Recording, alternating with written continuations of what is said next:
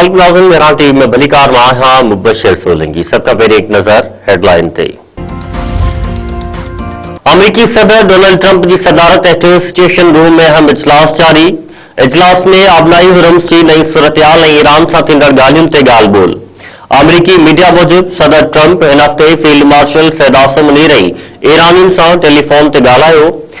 अमरीकी उहिदेदार मूजिब ईरान सां ॻाल्हियुनि ते इतफ़ाक़ न थियो त जंग हिकु भेरो ॿीहर शुरू थी सघे थी।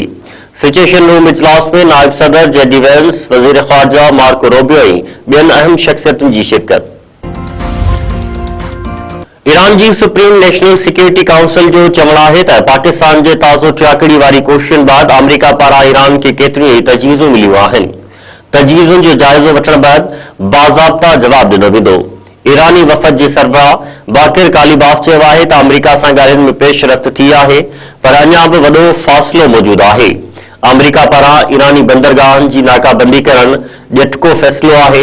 आबनाई हुरमुज़ मुकमल ईरान जे कंट्रोल में आहे। इसराइल ईरान मथां हमलनि जी नई लिस्ट तयार करे वरिती। इसराइली उहिदेदार दावा कई आहे त जंग बंदीअ जो मुद्दो ख़त्म थियण बैदि अमरीका ऐं इसराइल हिकु भेरो ॿीहर शिदत सां हमला करण लाइ हदफ़ मुक़रर करे छॾिया आहिनि। इसराइली उहिदेदार मूजिब इम्कानी हमलनि में तवानाई वारा शोबा बि शामिल आहिनि। ईरानी जनरल चयो आहे त जंग ॿीहर शुरू कई वई त आलमी जंग में तब्दील थी वेंदी। ईरानी ब्रिगेडियर जनरल चयो आहे त अमरीका ईरान जे मिसाइल ठाहिण वारी सलाहियत ख़त्म नथो करे सघे। जंग ॿीहर शुरू थी त नए ऐं जदीद मिसाइल सां जवाब ॾिनो वेंदो। पंजाब, ख़ैबर पख्तूनख्वा ऐं आज़ाद कश्मीर जे मुख़्तलिफ़ इलाइक़नि में गड़े सां बरसात। ख़ैबर पख्तूनख्वा जे सवात, केरिक, मालकन, एबटाबाद ऐं मानसहरा में तेज़ बरसात। गिलियात ऐं नारान वादी में बर्फ़बारी।